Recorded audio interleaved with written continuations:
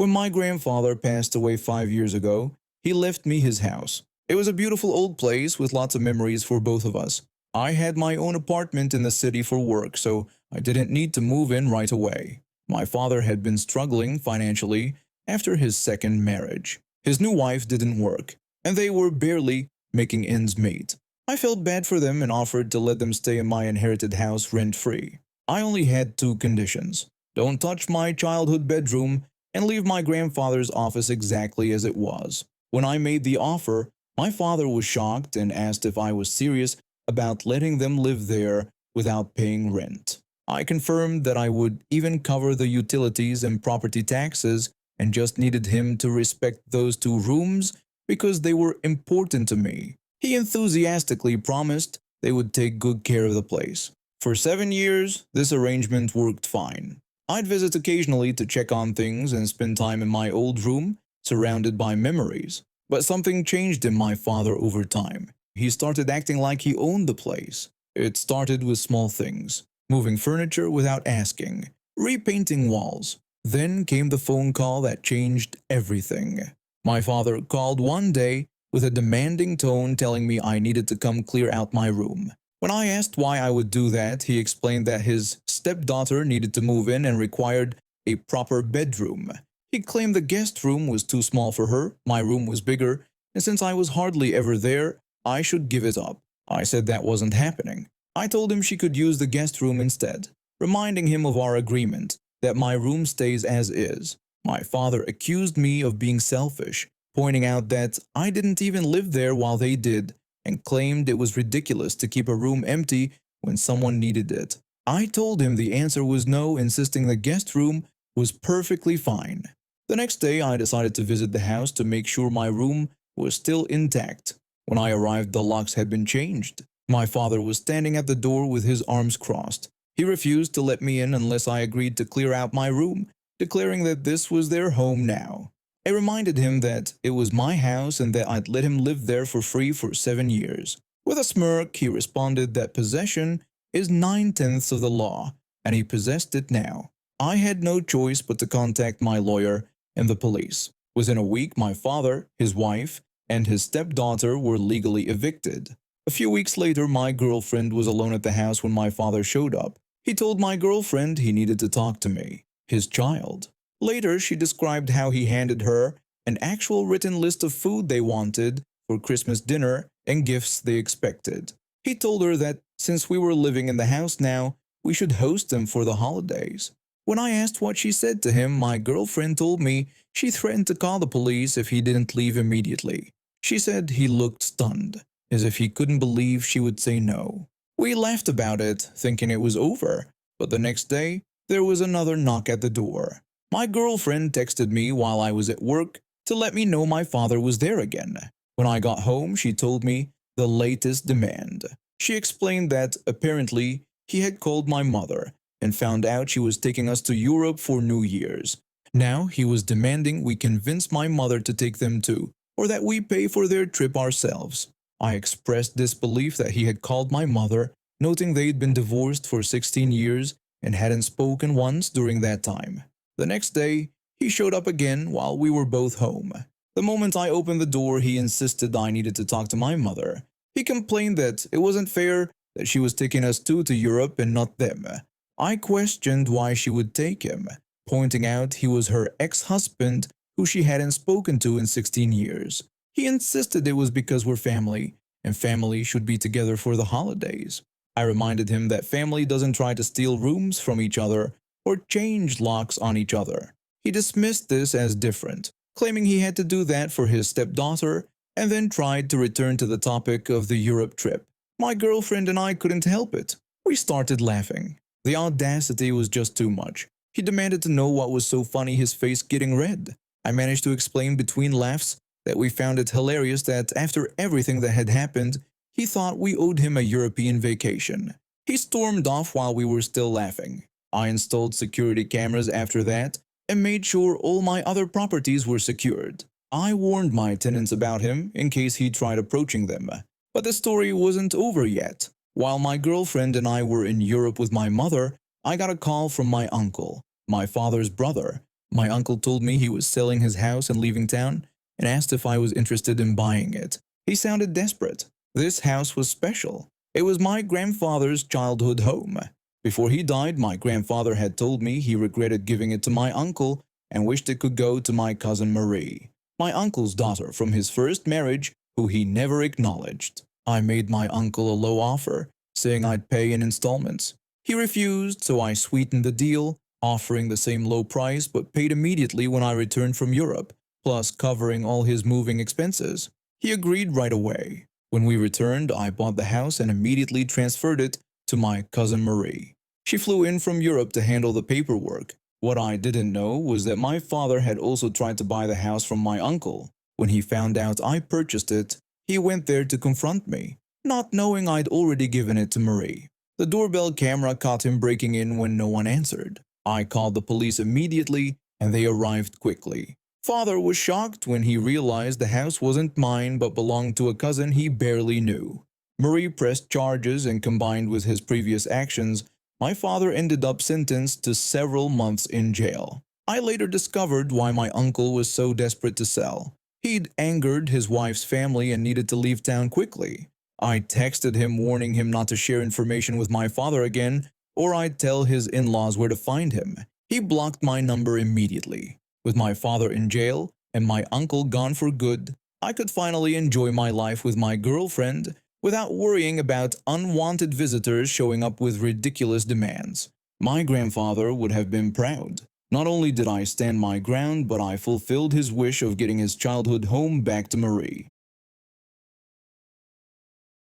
I work at a restaurant called the Golden Plate. The owner, who's also our manager, treats us with respect, something hard to find in the restaurant industry. I started as a hostess right out of high school, mostly because I needed money for college. Eventually, I worked my way up to waitressing, which meant better tips but also dealing with interesting customers. This Saturday night was chaos.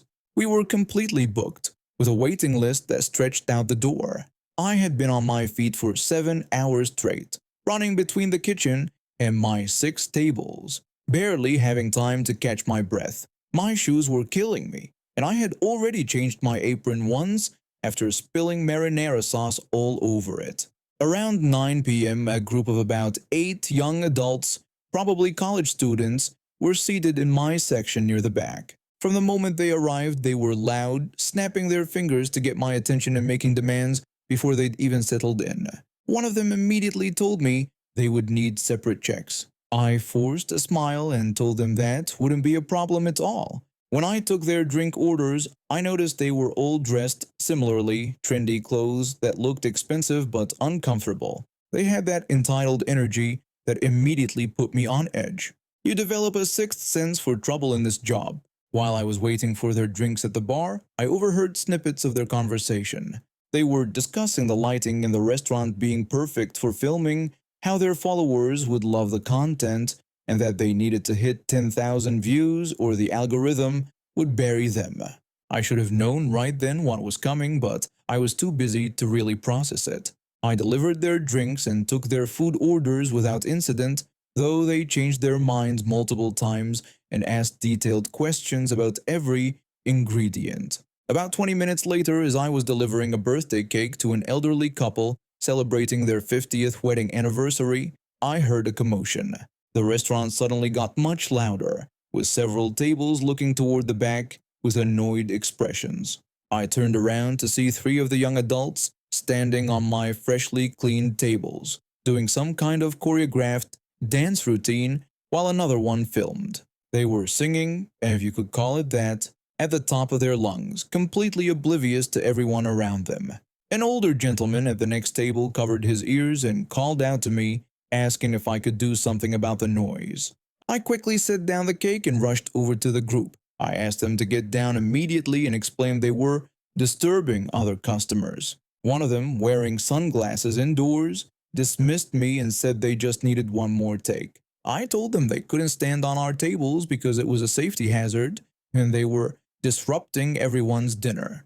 They completely ignored me and restarted their routine even louder. I spotted our manager coming out of his office, already scanning the room for the source of the disturbance.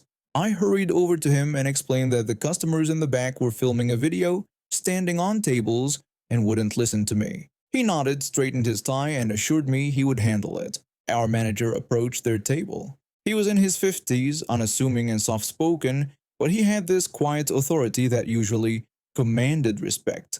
He greeted them politely and explained that while he understood they were having a good time, they needed to sit down and lower their voices. He clarified that standing on tables was against restaurant policy and their noise was disturbing other guests. One woman with perfectly styled hair and an attitude twice its size, we'll refer to with Karen, rolled her eyes dramatically. She complained that they were just trying to have fun and questioned why it was such a big deal. The manager acknowledged their desire to have fun but asked them to consider that other customers were trying to enjoy their meals peacefully, and their behavior was disrupting that experience. Another person from the group bragged about how many followers they had and suggested they could give our restaurant amazing exposure. The manager politely declined the offer, explaining that we respect all customers' right to dine in comfort. He asked them to sit down or they would need to leave. Karen dismissed their behavior as just making a video. The situation escalated quickly. They started arguing, their voices getting louder. Other tables were now openly staring. Some families with children were getting up to leave. Karen complained loudly that the situation was ridiculous since they were paying customers. The manager acknowledged this but pointed out that everyone else in the restaurant was also a paying customer who came for a peaceful dinner. That's when Karen grabbed her water glass and threw it straight at our manager. The entire restaurant gasped as water drenched his shirt and tie. He stood there for a moment, water dripping down his face, his expression shifting from patience to fury. The manager told them that was enough and demanded they all leave immediately and not return. The group started gathering their things, muttering and cursing. As they stood up, Karen lunged forward suddenly, her hand raised to slap our manager. What happened next shocked everyone. Our quiet, mild-mannered manager sidestepped with unexpected grace, caught her wrist mid-air, and in one smooth motion had her arm behind her back, in a restraining hold. The woman yelped in surprise. Karen cried out demanding he let go of her and accusing him of assault. The manager corrected her, explaining that what she had just attempted was assault and asking her to leave peacefully before he called the police. One of the group members aggressively told the manager to let her go. Another employee had already called 911.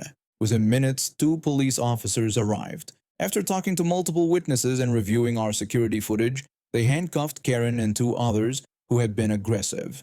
The remaining group members slunk out in embarrassment as their friends were escorted to police cars outside. The entire restaurant applauded when the police finally drove away. Later that night, as we were cleaning up, my manager explained that he'd been practicing karate for nearly 30 years. He joked that he never expected to need those reflexes for customer service. The next day, our restaurant was busier than ever. Turns out one of our regular customers had recorded the whole incident, and it had gone viral. Just not in the way those TikTok wannabes had planned. Back in my military days, I worked as an aviation electronics technician, and after spending 3 years at a heavy maintenance facility where we tore down planes to their bones and rebuilt them, I got transferred to an operational squadron where planes actually flew missions. I was assigned to night shift, which ran from 4 p.m. to midnight. This was when most preventative maintenance happened since the planes weren't flying. When I arrived, I replaced 2 other electronics techs who had been working that shift for about a year. Within my first week, I noticed something odd. The workload that had supposedly kept 2 guys busy for 8 hours each night, I was knocking it out in about 4 hours. So naturally, I started asking for more work. That's when things got interesting. Our squadron had this ridiculous rivalry going on between the electronics technicians, who everyone called tweets, and the mechanics, nicknamed nose pickers. The 2 techs I replaced were apparently the ringleaders of this childish feud from the electronics side. I never understood workplace drama like this. Back at my old station, we all worked together because, well, that's the job.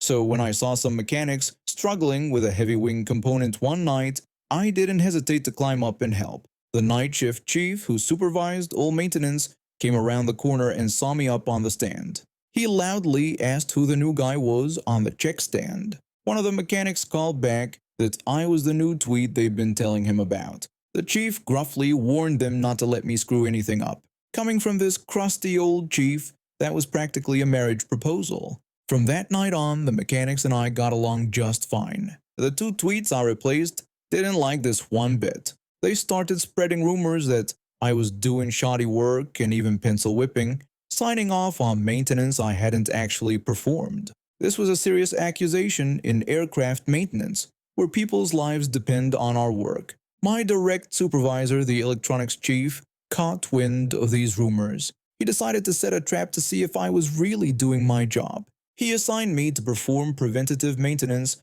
on the aircraft's radar system. Now, accessing the radar on our C-130 aircraft required opening something called a radome, an enormous heavy dome covering the nose of the aircraft. This thing was massive, about 8 feet high and 7 feet wide. To open and close it properly required several people pulling with straps to align 4 screw holes perfectly, because after thousands of flight hours, the airframe gets slightly twisted. I knew exactly what the chief was doing. If I signed off the maintenance without opening that radome, he'd know I was pencil whipping. If I complained I couldn't do it without help, he'd call me incompetent since the 2 previous tweets managed just fine. So I took the assignment with a smile. Then I went straight to the night shift chief. I politely explained that I needed to open the radome that night for radar preventative maintenance and asked if I could get some assistance when it was time to close it up. He casually replied that it wouldn't be a problem and told me to just give him a holler when I was ready. That radome was a nightmare to close. Even with 6 of us pulling straps and pushing, it took nearly 2 hours, and I ended up buying beers for the mechanics afterward. But it was worth it. The next morning I was called into the electronics chief's office. The 2 former night shift tweets were there, smirking like they'd won the lottery. The electronics chief accused me directly, saying there was no way I could have completed the radar maintenance the previous night. When I asked why he thought that, he explained that I would have needed to open the radome and I hadn't asked anyone for help closing it. I replied innocently, asking why I would ask day shift personnel to help me during night shift. The chief responded that it takes at least 4 people to close a radome. I explained that I never claimed to have done it by myself, as the night shift had plenty of people who could help. The first former tweet immediately jumped in, insisting that the mechanics would never help a tweet.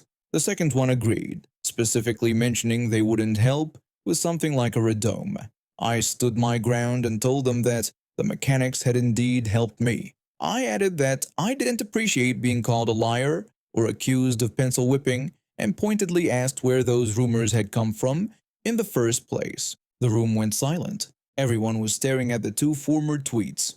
The electronics chief ordered us all to stay put while he stepped out for a moment. When he returned a few minutes later, he told me that he had spoken with the night shift chief, who confirmed they had helped me close the radome. He dismissed me but told the 2 former tweets to remain behind. As I walked out, I could hear the electronics chief starting to tear into those 2. I didn't see much of them after that. They were moved to different shifts and eventually to different squadrons. The electronics chief started giving me more responsibility, and I eventually became the night shift supervisor for all electronics maintenance.